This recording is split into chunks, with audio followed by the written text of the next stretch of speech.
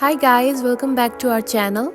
If you have ever wanted to save your favorite Instagram reels to watch later or share them outside of Instagram, I've got you covered.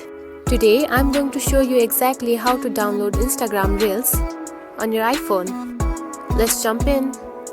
First of all, find the Instagram app on your home screen. Now open it. Now find the reel that you want to download. You can scroll down or search it on the search bar.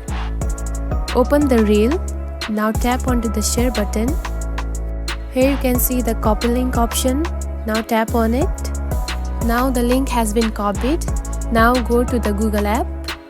Open it and search for Instagram video download and search it. The first option is the one. Now tap onto the paste button. Again tap onto the paste. Now download it.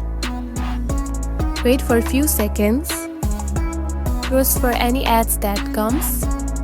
Now tap onto download video. Close the ads and simply tap onto download. After downloaded, open it. Tap onto the reels. Now tap onto the share button. Then select save video. By only doing this, your video will be saved to your gallery. And that's how you download Instagram Reels. Now you have got the tools to save your favorite reels. If you found this video helpful, don't forget to like and subscribe for more tips. Thanks for watching.